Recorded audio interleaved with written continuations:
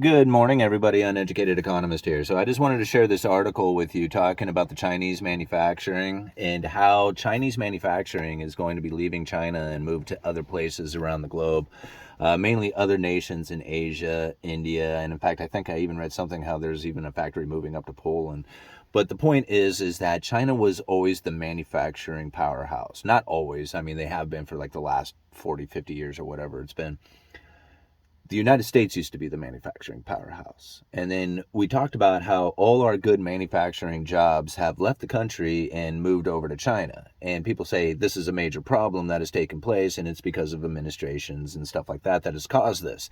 Now, or greed, or there's a lot of stuff that's been stated about it. Really, it's the Cantillon effect taking place. That's really what it comes down to. And China's going to suffer the same things that we are suffering through.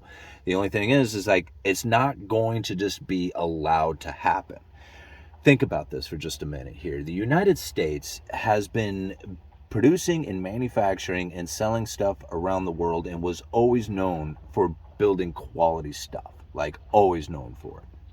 And so when you were buying American, you were buying good quality stuff. But then foreign competition started coming in, and people would say, hey, this foreign competition, this is garbage stuff, right? Well, eventually the foreign competition stuff started to increase in quality to the point that it could compete with the domestic manufacturing, and it drove that domestic manufacturing out since the foreign production was cheaper. Now, really, this is the major problem that exists throughout all economies throughout the history of time. And it's really, I mean, this is Cantillon talking about this stuff. What can we expect to come from this, though? I mean, well, you think about it. The United States got to a point where it's like, okay, so the manufacturing of stuff is not really bringing us in the new money. So what we need to do is start bringing in the new money from debt issuance. So they started issuing out a lot of debt to make up for the fact that we were not selling as much stuff to the rest of the world.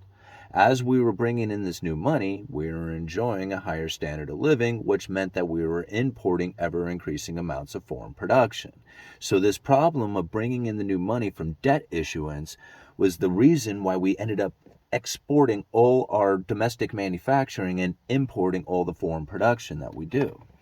So this has continued all the way to this very day. And now trying to figure out how to get new money into our system is very difficult. People talk about how, hey, we should need to deal with the United States overburden of debt that we have. If we start to do that, our way of life starts to deteriorate because that's the new money that comes into our system that we are able to buy the foreign production with. Now, granted, a lot of people will be saying, well, we should just be producing stuff for ourselves. That's great, except that we don't produce stuff for ourselves, and the things that we do produce for ourselves are very expensive. And so what you're saying, and when you say we should produce stuff for ourselves, is only a handful of people who have the money should be able to buy the things that we produce, because that's all that's going to be available.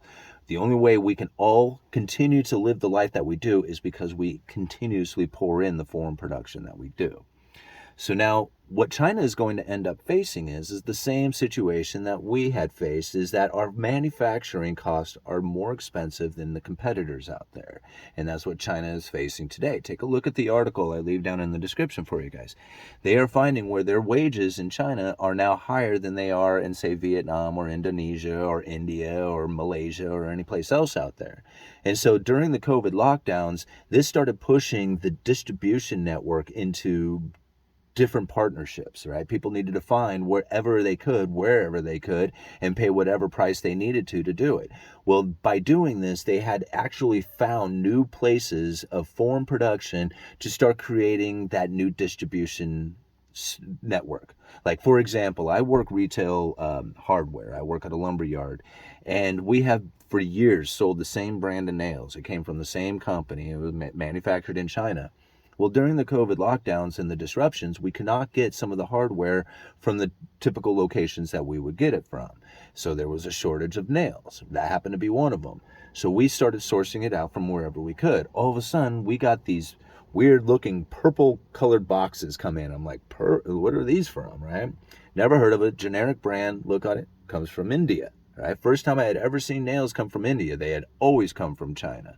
But this is the new distribution network that they had to reestablish since the lockdowns in China were preventing the typical distribution of nails to us like they once were. We had to find another distribution network, and it happened to come from India. Like, we didn't go and search for it in India. The people who buy nails and distribute them through the network, you know, through the nation, they happen to find some in India, and we got it through our typical distributors.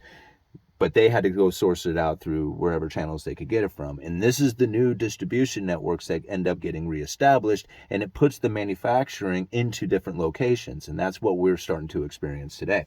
So China's going to start peaking out on its manufacturing, on its domestic manufacturing, and it's going to start leaving the country of China and start moving to other nations that are going to be cheaper. This is what we're going to experience. How China reacts to this is going to be very similar to what the United States had to do. In order to keep their standard of living, in order to keep their economy going, in order to keep the stuff like they have for the last, building up of 4 decades, they're going to have to figure out a way to get new money coming in. And the only way to really get new money coming in, if it isn't from the manufacturing of goods, is to issue out debt, right? To borrow that money, or to hope that you have invested enough out across the world that their payment back to you can bring in some new money. But I don't know if the Silk Road Initiative is going to quite do that for them. Is that a possibility? I guess. However, the more logical idea, at least from my opinion, is going to be from the debt issuance that they're going to do and try and push out more of their government debt out there onto the world. Now, this is really what would be needed in order for China and the yuan to start taking over as a world reserve currency, is that they would need to be a purchaser of stuff, right? And be a debt issuer out there. And that's what the United States is. So they would be competing with the United States for what the United States is trying to do. Be the biggest debtor and the biggest purchaser of all the items out there. Because that's the only way you can really provide the world with the world reserve currency, is to have the safe and liquid asset, like the U.S. Treasury, and to be able to provide the world with cash. And in order to provide the world with cash, you have to have a consumer base big enough to buy the world's foreign production. And that's what the United States is. There's very few nations out there that are even remotely close to doing that. But that's what China's going to be pushing towards if they're going to try and hold on to the standard of living that they have been enjoying, or have been increasing to enjoying to this point, is that they have to issue out that debt or figure out a way to get new money in, whether they keep their domestic manufacturing going or, figure out some other kind of investment that's going to draw in the new money. War, for example. And that's really where I think I kind of lead to on all this, or at least in my mind ends up going to, is that at some point the United States is going to be competing with China on the debt issuance, on who it is that they're going to sell debt to. And it's going to be whoever is the winner of the fight between the two, right? Because it's going to get to a point where people are like, holy moly, China is really doing a great job of building up their economy to the point that, or the debt issuance of their economy. I don't know if it's actually building up their economy, but building it up to the point that they can issue out all this debt to the world, start buying the world's stuff, right, in order to provide the world with the yuan. And now that's in competition for what the United States is doing. What is the United States going to do? Just be cool with it? Be like, oh, okay, well, I guess we're done. Our day is done. We don't get to do it anymore. No, they're going to take their military force and start smashing the shit out of everything that is Chinese, right, in order to prevent them from doing that. That's where the big wars start to take it. That's like 1984 stuff, right? Okay. Good Sunday morning, everybody. Uneducated Economist, you let me know.